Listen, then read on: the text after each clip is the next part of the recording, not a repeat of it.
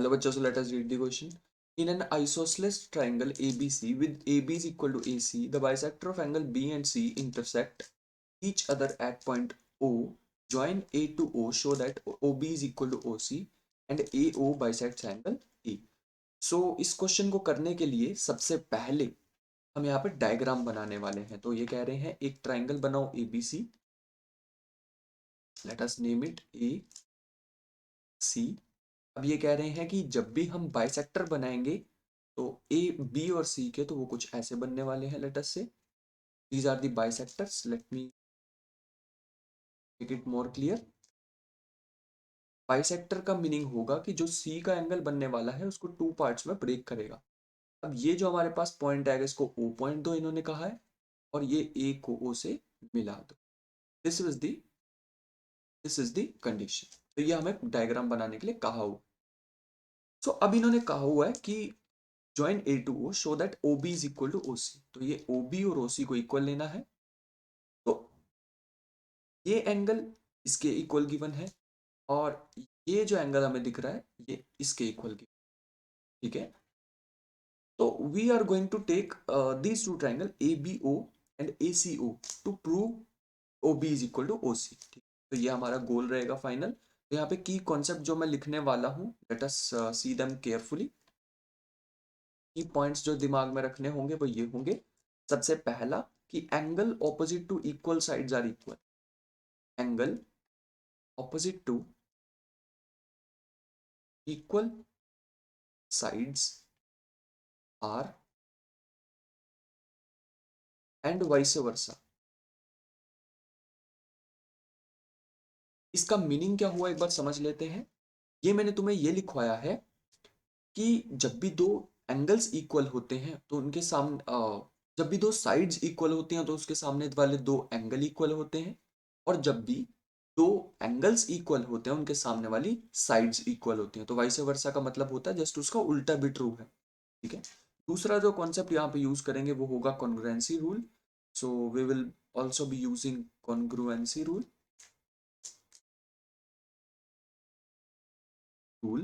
And the third thing we will be using is CPCT। तो ये तीन चीजों का यूज करके we will be doing our question. तो CPCT का मीनिंग होता है यहाँ पे कि कॉरस्पॉन्डिंग पार्ट्स ऑफ कॉन्ग्रुएंट। ठीक है, okay, let us start the solution part. तो सबसे पहले हम यहाँ पे देखेंगे, हमें गिवन है AB is equal to AC। First part करने वाले हैं, AB is equal to AC। यहाँ से हम देख पा रहे हैं अगर दो साइड्स इक्वल हैं, AB is equal to AC, तो पक्का इनके सामने वाले एंगल्स भी इक्वल होने वाले हैं। इसका मीनिंग है angle ABC is equal to angle ACB। बात समझ आ रही है? मतलब ये जो हमारे पास एंगल होगा पूरा, और ये जो पूरा एंगल होगा ये आपस में इक्वल है, no doubt, by using this theorem that I have written.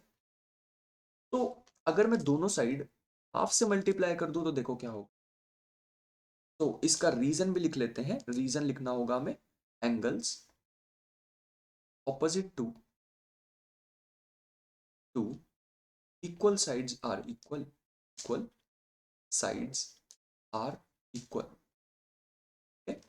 उसके बाद अगर मैं दोनों साइड हाफ से मल्टीप्लाई कर दूं, दिस इंप्लाइज, अगर मैं हाफ से मल्टीप्लाई कर दूं angle this half of ACB, half of ABC को हम ये भी लिख सकते हैं ABO, और इसको लिख सकते हैं ACO, ऐसे भी लिख सकते हैं हम इन्हें।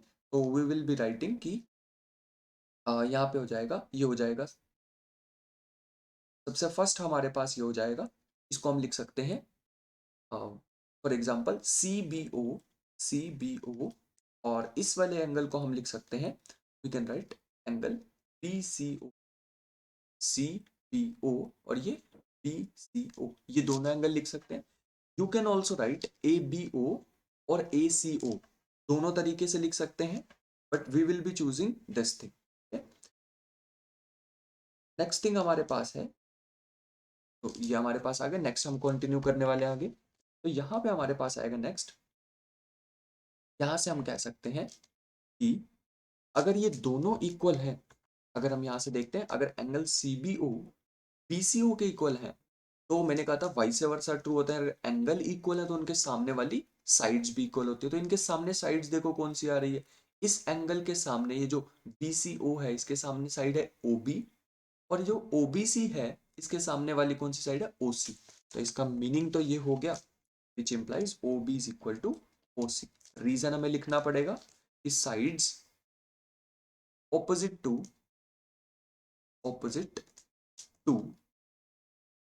equal angles are equal।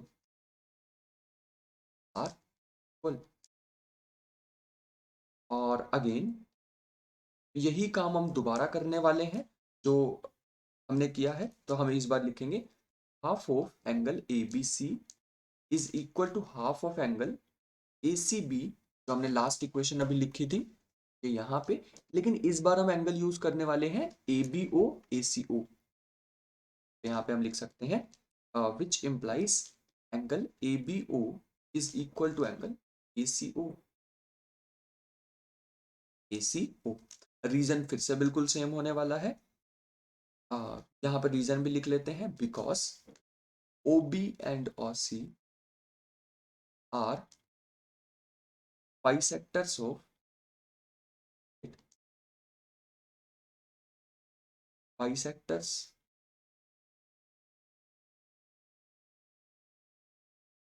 Angle B and angle C। तो ये हमारे पास बाइसेक्टर थे, तो इनके हाफ हाफ भी ये होने वाले। हाफ ऑफ ABC क्या होगा, हाफ ऑफ ABO। नेक्स्ट चलते हैं, नेक्स्ट हमारे पास क्या आ जाएगा, तो ये हमारे पास आ गया। अब दो ट्राइंगल ले लेते हैं। तो ट्राइंगल हम यहाँ पे लेने वाले हैं, we can see it's ABO and ACO। In triangle ABO and triangle ACO। हम बहुत सारी चीजें लास्ट में ही प्रूव कर चुके हैं, तो we can write AB is equal to AC, ये तो गिवन था।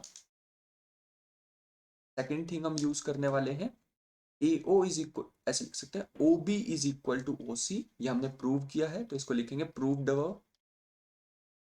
अबव। थर्ड थिंग जो अभी हमने प्रूव किया वो ये है कि angle ABO is equal to angle ACO, ये हमने ऊपर प्रूव किया तो हम लिखेंगे प्रूव्ड अबव। तो तीन चीजें मिल चुकी हैं, दो साइड्स एक एंगल, तो we can write therefore triangle ABO is congruent to triangle ACO by SAS rule। ठीक है, तो हम यहाँ से ये भी कह सकते हैं क्योंकि अब ये कॉन्ग्रेंट प्रूफ हो चुके हैं, so we can write angle ABO is equal to angle CAO by CPCT, which implies ये दोनों इक्वल आने का मीनिंग ये है कि ये तो मतलब जो AO लाइन है वो तो बाइसेक्ट कर रही है एंगल O को, और वही तो हमें प्रूव करना है सेकंड पार्ट में। तो this is second part, AO bisects angle A, which was required to prove। I hope you understood the question well. Thank you and best of luck.